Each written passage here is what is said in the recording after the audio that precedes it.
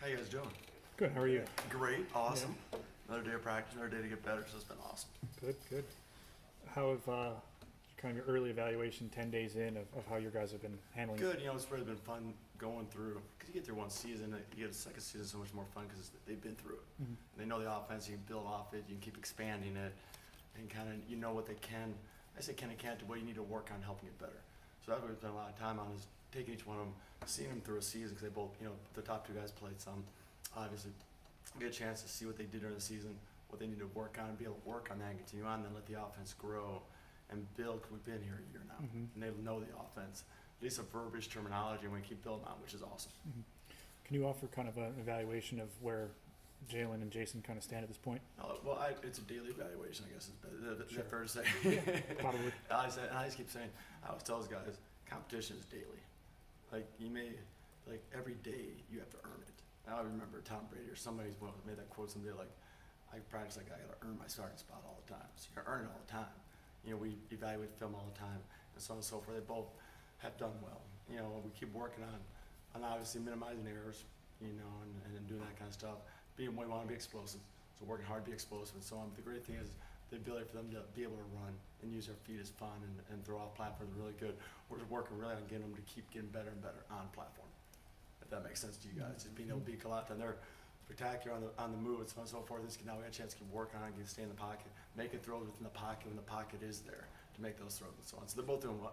All the guys are doing well, and it's just fun to keep growing every day. There's gonna be ups and downs. Like, I'm not naive. Like, there's gonna be some moments where you're like really good, and then not so good, and you just learn from them. Because I always say there's never a bad play in practice. The result might not be great, but you always learn from each play. As long as you learn from the play, it's a great play. That's how I always tell those guys, you're gonna learn all the time, and just don't make that same mistake over and over and over. Why do you think Lance was comfortable enough at the start of camp to say that he expected Jalen to start? The last couple games, obviously played really well. I'm sure is that how he felt like. I mean, we played really well offensively. We got a chance to win those last couple games, and so on. Then spring ball went well, and so on. So then, obviously, like I said, he did a nice job.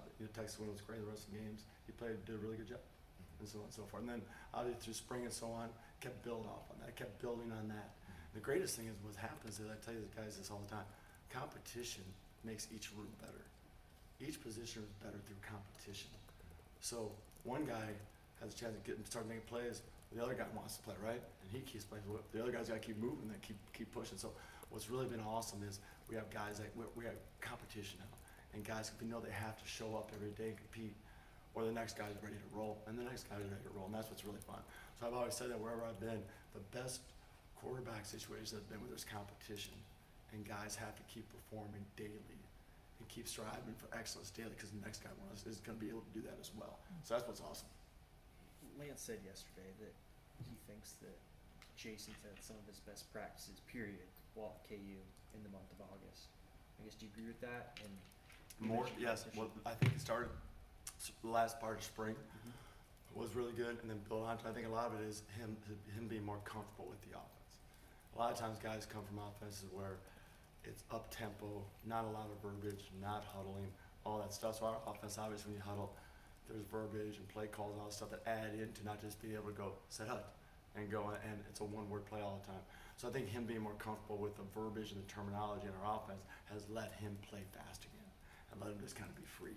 So I think that's where I see that as well going on. He knows he can read a play call already and do stuff that we need to do, and because sometimes the plays are long, and he can now read and understand it and understand what's going on within that play and be able to just go play and not think about what's supposed to happen here. That's what he can just go play. So I think that's helped him just go and be able to just kind of play and be free. Yeah, you mentioned competition there, guys competing Yeah. with each other. How have you seen then Jalen respond to Jason having a really good August? I think really good, because I think he's had a pretty good August too as well. So I think that's really been good. I've seen a good throw, and then you kind of want to, you don't want to top it, but you're like, great. You learn from that, and the room is very complimentary of each other. So it's not like, they don't really care about it. But being able to see another guy make plays, I think gets you locked in more. Like, I'm making plays too. I got to keep this thing rolling too, because we have opportunities to be really have a chance to be really good. There you go. What kind of challenges or goals or anything did you set for Jalen during the offseason, and how would you say that coming back now at the start of camp that he's leveled those? On platform throws, the big thing we're working on is to continue to improve on being on platform, not always being on the move, being able to set your feet.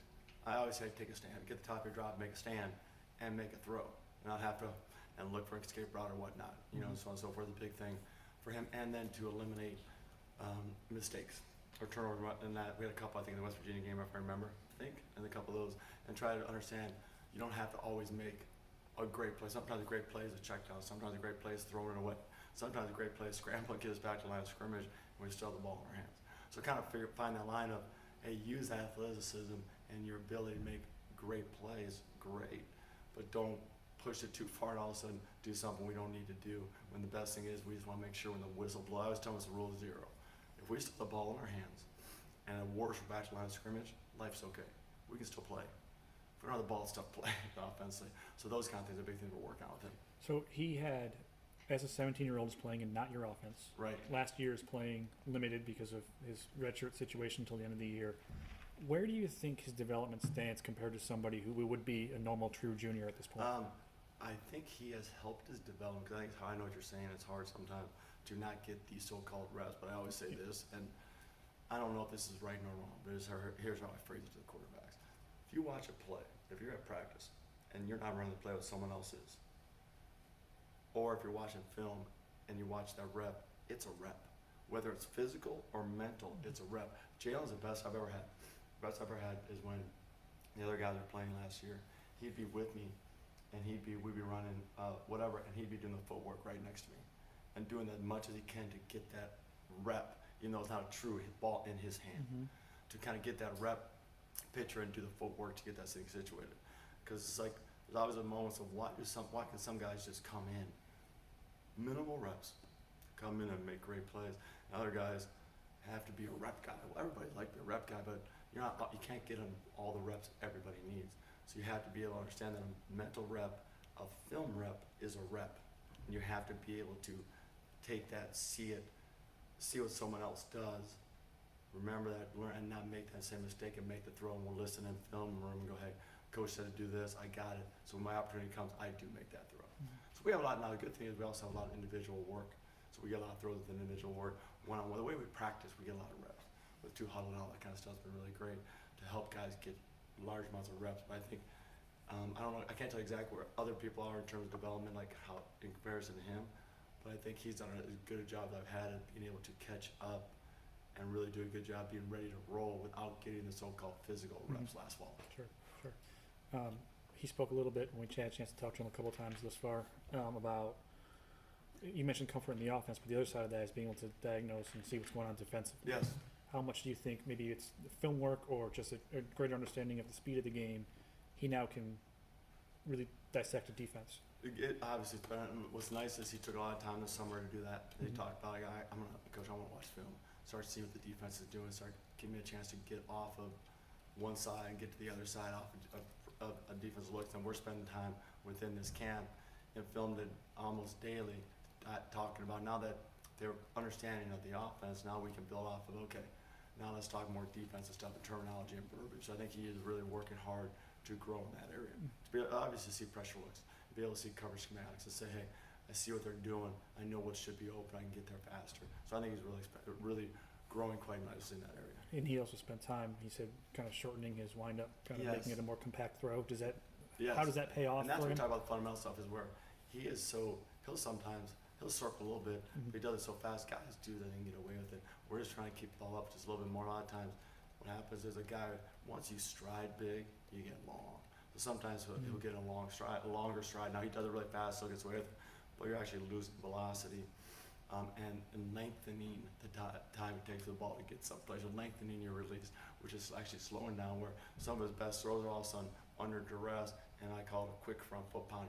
As you're faster, your front foot gets down, the faster the ball gets released. You know, the slower you step, the slower you get. So we do a lot of drill with him, just getting the foot down fast and being able to do that. I think he's done a good job with that, and that's what we're working on usually daily, with at least a 5 or 10 minute period, just being able to work on getting that thing situated, and then hopefully hoping it keeps working on and carrying over to actual game-like situation. Hey Jim, you last year you got Vasco a commitment late. I know you can't speak to this, but you got a recent good news early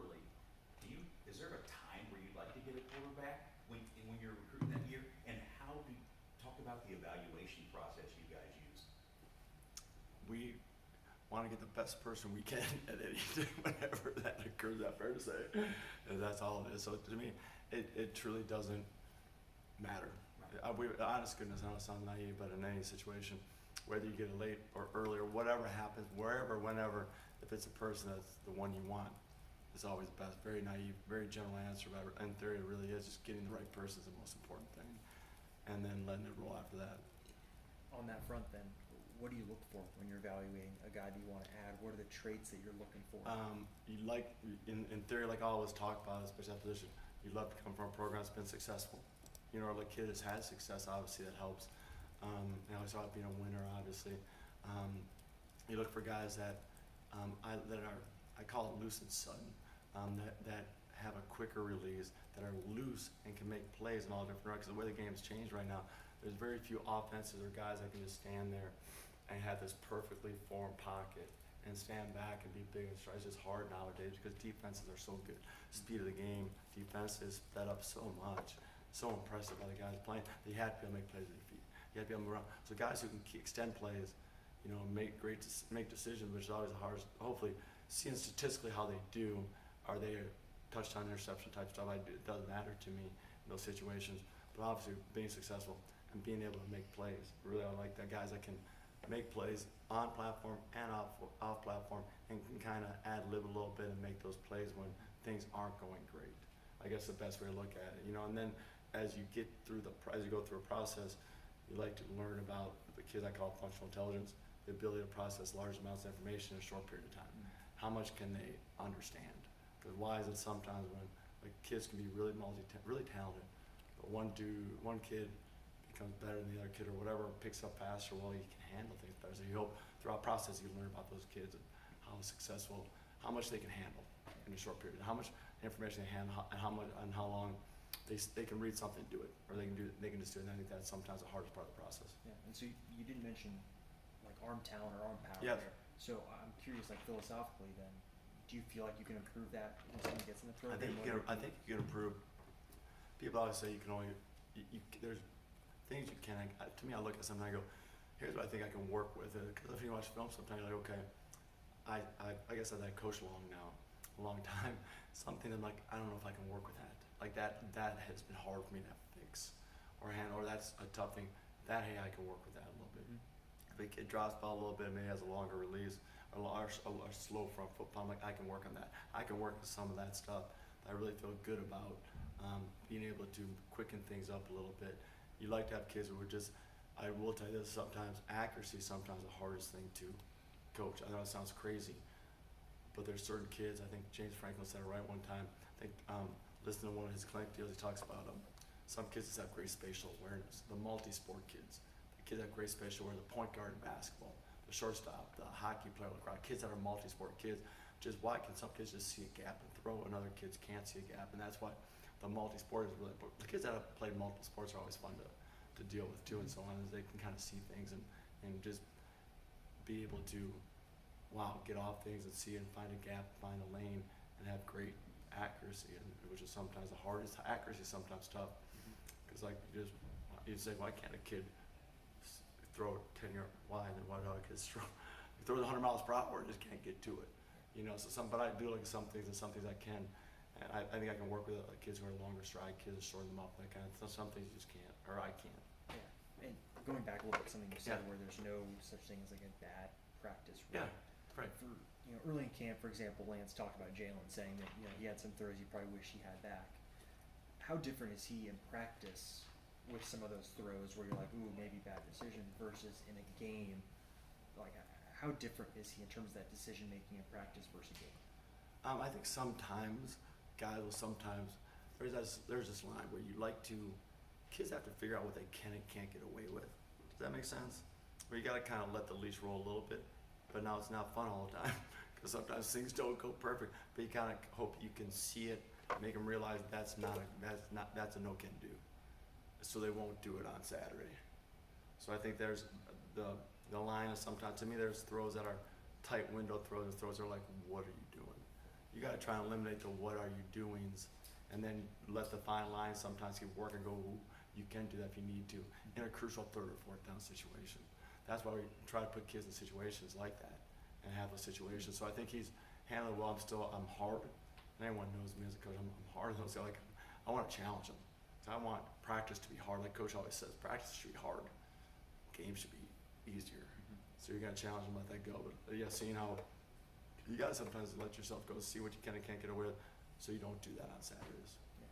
Do you find it odd to know, looking back in your career, who your guy is going to be come week one? I mean, have you been in a lot of positions in the past where you have a pretty good idea of who your starting quarterback will be for the opener? Like in all years I've coached? Yeah. Good question. I think for the most, it's all different. Sometimes it separates really quick. Sometimes trying to think. Sometimes it separates real quick. Sometimes it's really good. A lot of times what happens is, that I know this is a really generic answer, but it will work itself out. Just over time and over practice, it just starts working itself out. And you kind of just keep putting kids in situations, and usually what happens is separation does occur for the most part, and so on. And then sit down with the coach and let that thing roll after that. But I think we all see that most of the time it'll work itself, kind of works itself out. It really does. I know it's really general, for lack of better words, but most of the times you could have a 2 or 3 person race, for lack of better words, and then it just as practice goes, as however many practices you're allowed to have, just kind of work itself out. And usually gets pretty cleared by game day. Before the start of camp, a lot of the players raved about Ethan, some of the throws he made, his athleticism. For you, like, how have you seen him adapt to playing Power 5 football and I'm his really, first really weeks? pleasantly surprised by his ability to pick up the offense. And give us a chance to continue to practice in the way we practice with multiple huddles and all that stuff and so on. So that's a fun part. Look at a kid who, a lot of times young kids struggle with just the general understanding of the offense itself. They'll be good in like one-on-one drills, stuff like that, because you're just throwing to a guy on drill work. So I've been really pleasantly surprised, and I'm athletic and has arm talent, runs around well, and just a very yes sir kid. I mean, I can say whatever I want to him. He's gonna say yes sir back at me. Yes sir. I can say it. And that's just great. Very mature for a young man, age-wise, and just kind of yes sir. Makes a mistake, yes sir. I can yell at him or be hard on him, and yes sir. And he goes on to the next play. So that's why it's been really good to see a kid just kind of, next play. And go like we always talk about focus. You guys heard me say all the time. You gotta be able to focus and refocus. He does a really good job being able to focus, boom, refocus, and go on to the next play. Now live in the past. A lot of young guys, oh my gosh, now I just go on to the next play. So it's been fun. He's done a really good job. And Lance talked about the quarterback 3 battle, whatever, between Ben and Ethan. I guess, how do you evaluate where those guys are at and who maybe is separate? No, they're doing well. Like I said, that's another thing that's just kind of let itself go. Like us, we don't talk much about those situations. You know that, and we don't. We just let that thing kind of work itself out. So it's been fun daily to watch all those guys go and work themselves out, and then be able to see through individual work and practice work and team settings, all this stuff, kind of let that thing go. So that's what's been fun about it. And it's been, I will tell you the honest to goodness truth, the room itself is awesome. I know people always say, like, they always push for each other. And that's not always hard when maybe someone's getting more work than another guy. And, of course, guys always want to have a ton of reps. But they are very, very, very positive with each other and really help each other. Even the guys who maybe aren't getting many will help the next guy or come by, hey, Ethan, you see this, right? Jason, you see this? Or Jalen, hey, I saw this. And they really help each other out. They really have built in, like, they're very, as Coach Slee would tell you, those kids have done a great job with our culture and understanding. It's all about the team, and it's all about we and not me, and that's not easy. In this day and age right now, that's hard, and they've done a really good job of caring about each other, and all they want to do is for KU to be successful. Whoever that may be, obviously everybody wants to start. We know that. But the guy who is, they're going to be behind him 1,000,000%, and whoever goes in, they're going to be there and help them out, make them be the best they can be. Anything else, Coach? All right. Thanks, guys.